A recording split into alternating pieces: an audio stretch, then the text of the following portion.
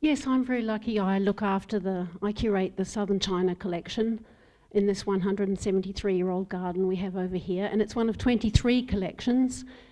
I'm sure the gardens have had plants from China for as long as it's existed, or nearly, but in the early 1980s, via index seminums, it was decided to plant Chinese species on the north side of the gardens, and plants that would the objectives were that they needed to be rare species displayed alongside common species, as well as plants that were culturally important in China, and whether it was for ethnobotanical reasons, for medicine or fibre or festivals, and plants that were important in horticulture.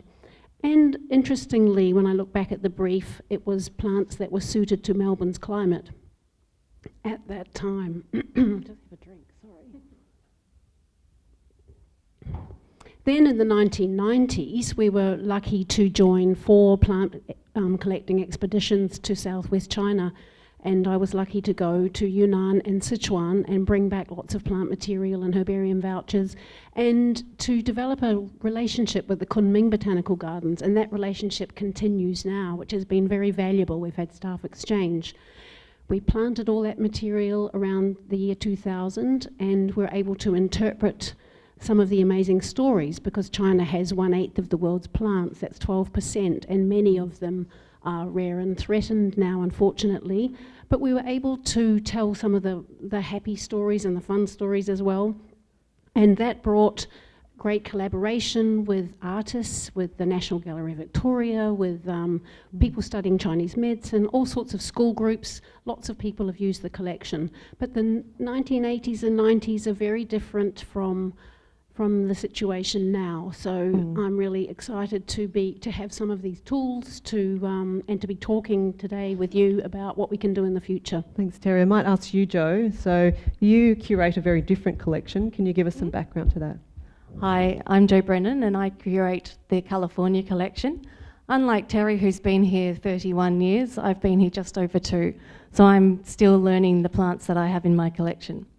The California Garden was established in the early 1990s with funding from Dame Elizabeth Murdoch and with collaboration from the Huntington Botanic Gardens in Los Angeles, who provided a lot of the wild material up in the collection, and also expertise in laying out the garden design.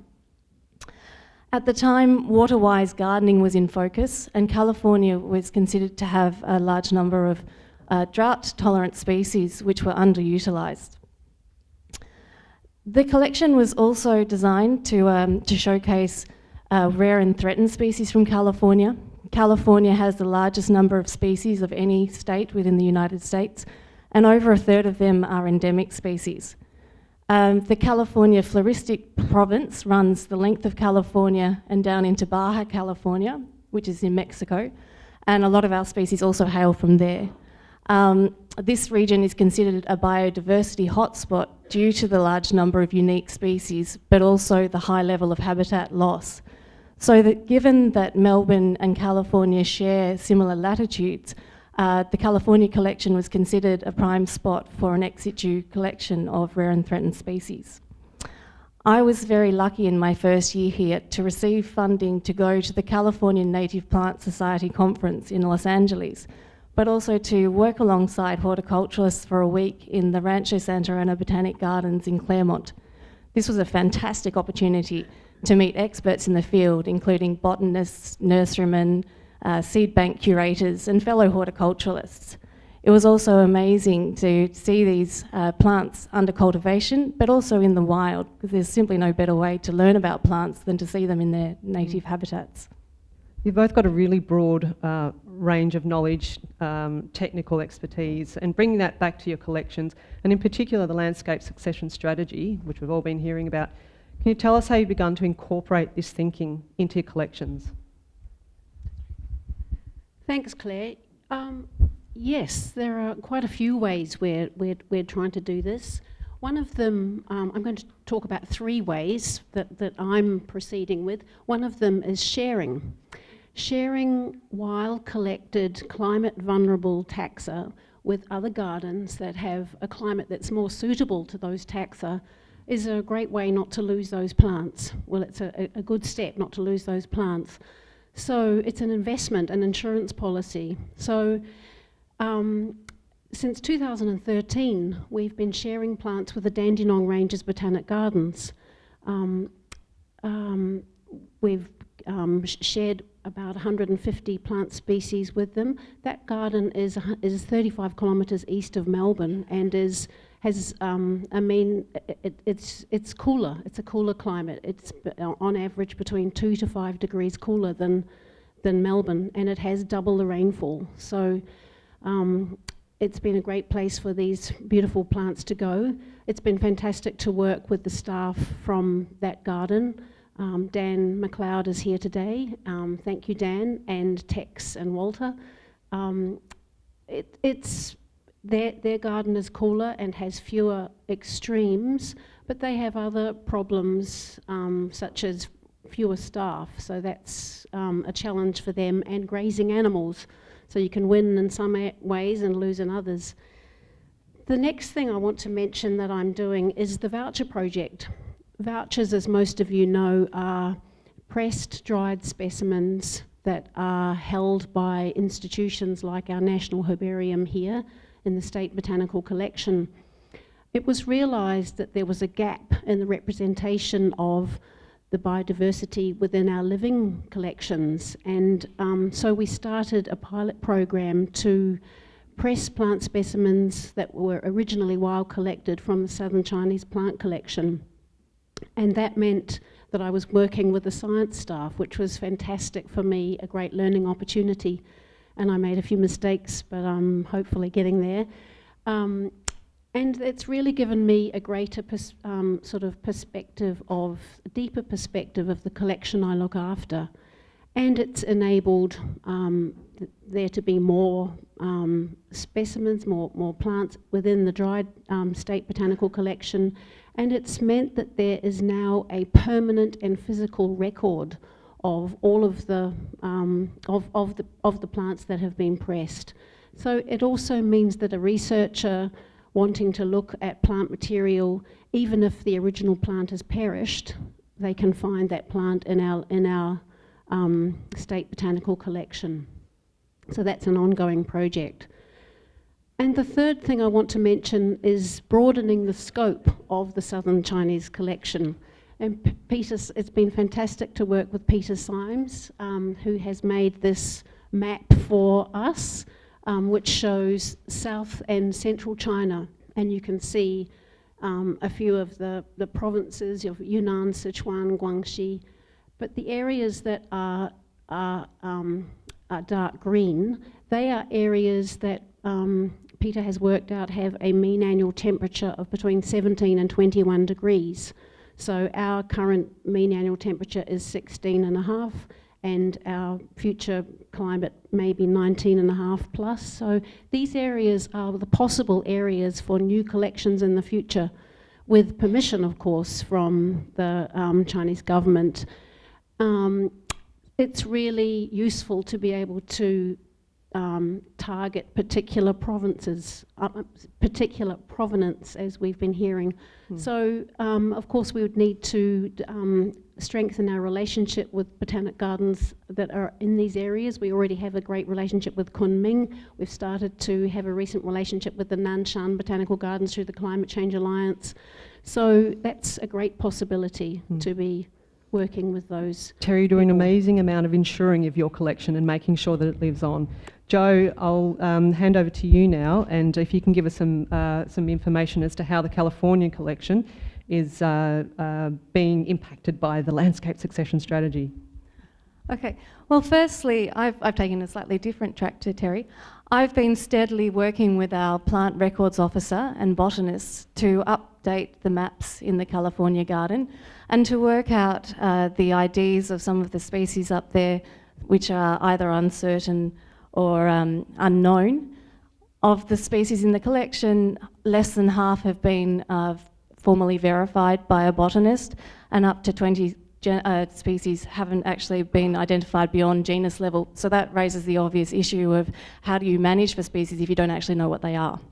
So there's still a long way to go with this process. It's constrained by a couple of things. Our botanists are incredibly busy and few IDs are being processed at the moment, but also there are several genera for which there are not comprehensive floras available. So arbutus and agave are examples of these. And so we're looking to find experts in these fields who we can collaborate with. I have also recently undertaken a climate risk assessment based on the modelling that Dave explained this morning. This imports, as Dave said, this inputs the global climate data and species occurrence records to determine the mean annual temperature envelope at which the vast majority of individuals of a species occur.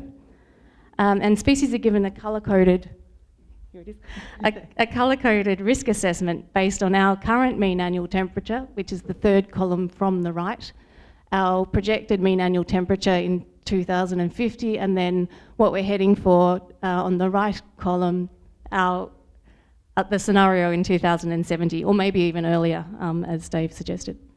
So, looking at the spreadsheet that I have prepared, you'll see a few things flagging purple, aqua, and blue. These species are actually likely to benefit from global warming for the fact that they come from warmer climates than ours is. Those flagging green are not considered vulnerable, but those flagging yellow, orange and red are increasingly at risk from warmer temperatures. And as you can see there's quite a lot of yellow, orange and red. So according to the modelling, of the 159 species in the California collection, 53% of them are likely to be sort of moderately to highly at risk by 2070, if not earlier. And as we've heard, one of the key goals of the landscape strategy is to have 75% of our species climate ready for 2070 by 2036. Already in the California collection, 20% of our species are flagging red or orange, so highly or moderately vulnerable. So clearly we need to look at the collection and start to transition it to one that is more climate suited. However, it's important not to throw the baby out with the bathwater. As Dave mentioned earlier, there are some it is a model and there are limitations to that model which we are exploring with Dave. So, for instance, there are species flagging red already which out in the landscape appear fine. And this might be for a number of reasons that Dave has sort of mentioned around provenance or biotic factors, limited distribution of those species. But having said that, the vast majority that are flagging red do actually suffer in extreme heat events and are not as vigorous as they otherwise might be.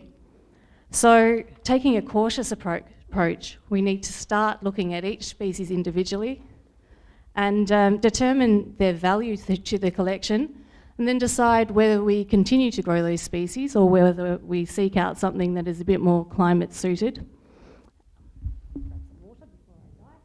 That's all right, and I'm just going to get you to wrap that one up, so I can just ask you that one last question, just in the time is of the essence. Oh my gosh, we've cut half. Okay, I'll quickly run through. So, just quickly, Claire. Yeah. Speaking of wild collected species as we were earlier and trying to achieve our target of 35% by 2036, at present we have 29% wild collected species in the California garden, which is quite big compared to everyone else across the gardens, or most people. But already 4 of these are flagging red and 40% are likely to be vulnerable or to highly vulnerable in 2070. So we really need to make a move now to try and obtain more plant material, either from within Australia, which will obviously be easier than bringing it in from overseas, but also fostering more collaboration with partners to try and access material from wild collected, known provenance sources.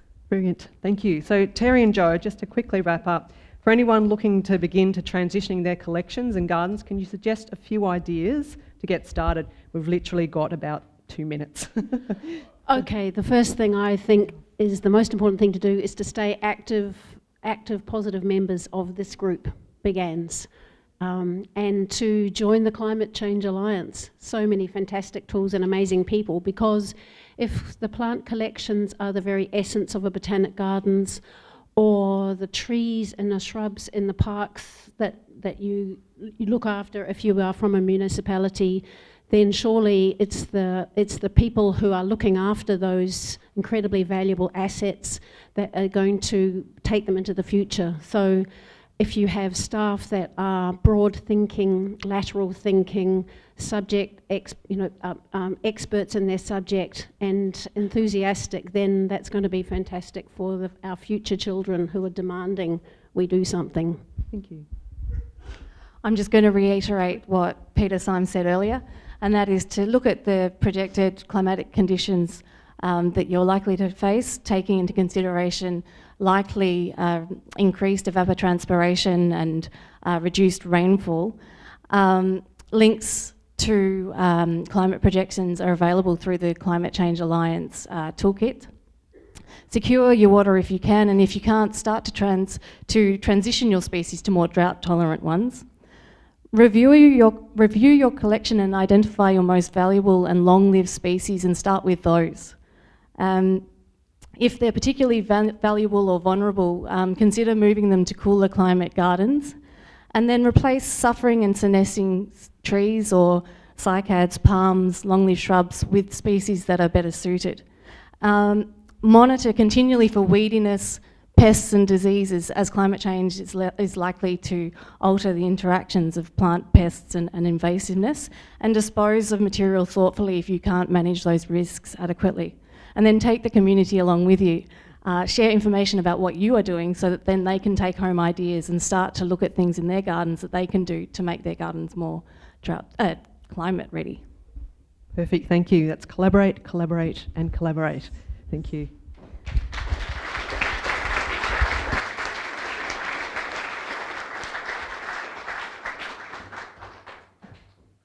You ready? And we just wanted to finish this session with 2 testimonials from 2 of our partners at the Climate Change Alliance of Botanic Gardens. One's a video from Graciela from the Buenos Aires Botanic Gardens and David Caroli, the CSIRO climate scientist. And just a final note to say that this is an alliance where you can affect change because the language of plants is powerful and naturally transcends borders. I've been Claire Hart. Please feel free to talk to me, Terry, Joe, Peter about the Climate Change Alliance of Botanic Gardens at lunchtime, and thanks for listening.